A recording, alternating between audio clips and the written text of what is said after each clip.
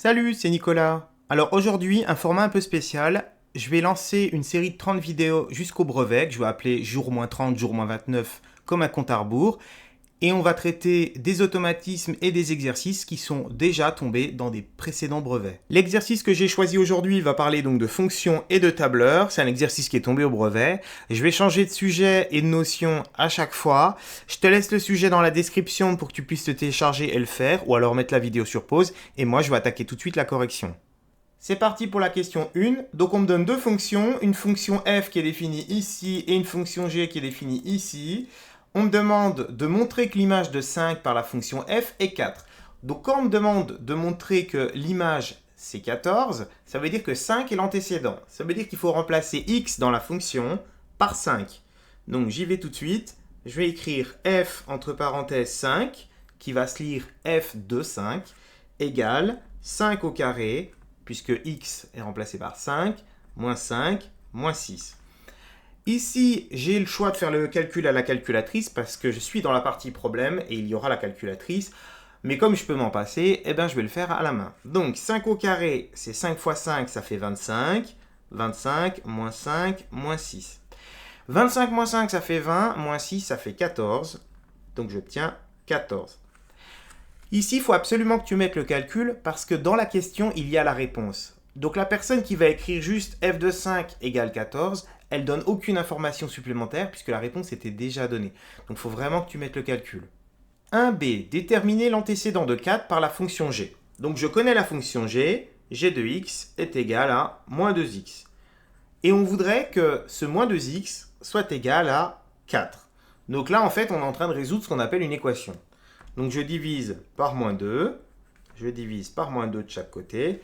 Et donc x va être égal à 4 divisé par moins 2. 4 divisé par 2, ça fait 2. Et puis comme il y a un moins sur le 2, mais pas sur le 4, ça va faire moins 2. Alors là, tu aurais pu me dire, oui, mais ce résultat, j'étais pas obligé de le calculer, j'aurais pu le trouver dans le tableau de valeurs qui est juste en dessous. Et tu as raison, parce que si tu regardes, ici j'ai le moins 2, et ici je trouve le 4. Ça veut dire que l'image de moins 2, c'est 4.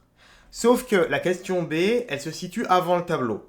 Donc en fait, on part du principe que tu dois faire un calcul et pas lire le résultat dans le tableau. Question 1c, à l'aide des informations précédentes, citez deux antécédents de 14 par la fonction f. Donc là, le truc nouveau, ça va être le tableau. Donc si je regarde le tableau, les antécédents de 14 par la fonction f, donc là j'ai 14, et l'antécédent il est juste au-dessus ici. Donc un premier antécédent, ça va être moins 4. Sauf que dans les informations précédentes, tu as la question 1a et 1b. Et si tu regardes là, on avait calculé ici que 5, son image, c'était 14. Donc les antécédents de 14, ça va être moins 4 et 5. Ici, il n'y avait pas de calcul particulier, donc je me suis contenté d'écrire une phrase pour répondre à la question. On va pouvoir passer à la question 1d. Quelle formule a-t-on pu saisir dans la formule B2 afin de l'étirer vers la droite jusqu'à la cellule H2? Donc, la cellule B2, elle est ici, et on voudrait savoir quelle formule on a mis là pour obtenir en fait toutes les valeurs qui sont dans cette ligne-là. Alors, je vais préciser plusieurs choses. Je t'ai écrit deux réponses fausses que les élèves mettent souvent sur ce genre de questions. La première, c'est un calcul. C'est le calcul qui a permis de trouver le 14. En fait, j'ai simplement remplacé moins 4 dans l'expression de la fonction de f. Et la deuxième, c'est ce qu'on appelle l'expression algébrique de la fonction f, donc c'est toujours pas une formule. Ce qu'on attend par une formule de tableur, c'est ce que je vais te montrer ici. Donc je commence, toujours une formule par un égal. Ensuite, j'explique au tableur comment je remplis cette ligne. Donc pour remplir cette ligne, il faut faire le calcul de la fonction f, mais avec les nombres qui sont juste au-dessus, c'est-à-dire dans la ligne du x. Donc, je vais remplacer x pas par moins 4, mais par le nom de la cellule. C'est-à-dire ici, la cellule c'est B1. C'est B1 qui contient le moins 4. Donc je vais écrire B1. Ce B1, il va falloir le mettre au carré, puisque la fonction me dit qu'il faut que je le mette au carré. Alors tu as deux possibilités pour mettre un nombre au carré dans un tableur. Alors la plupart du temps, les élèves vont écrire fois. Alors le fois sur une expression de tableur, c'est une petite étoile. Donc B1 fois B1. B1 au carré. Ou alors tu peux écrire aussi B1 chapeau 2 pour dire puissance 2. Moi ça, les élèves n'ont pas tendance à le faire. Donc B1 au carré moins x, donc moins B1, et j'enlève 6. Et ça, c'est la formule que j'attendais dans mon tableur. Un E, est-ce qu'il existe un nombre qui a la même image par la fonction f et par la fonction g? Là, on regarde le tableau et on remarque que ici et ici, j'ai 2 fois la même image et ici, 2 fois la même image. Ça veut dire qu'on a moins 3 qui va donner 6 comme image avec f et g et 2 qui va donner moins 4 comme image avec f et g aussi. J'écris ça sous forme mathématique, donc f de moins 3 égale g de moins 3 égale 6, ou alors f de 2 égale g de 2 égale moins 4, et comme on m'en demandait juste 1, je ne suis pas obligé de mettre les deux. Question 2a, montrer que pour tout x, f de x est égal à x plus 2 facteur de x moins 3. Alors là, typiquement, on est sur une transition sur du calcul littéral. C'est-à-dire que toi, tu vas partir de l'expression qu'on te donne, donc la réponse qu'on te donne, c'est-à-dire x plus 2 multiplié ou facteur de x moins 3.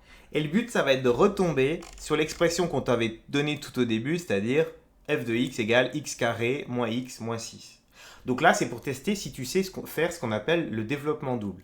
Alors, le développement double, soit tu le fais de manière classique, c'est-à-dire tu mets tes flèches, tu fais x fois x fois moins 3, 2 fois x et 2 fois moins 3.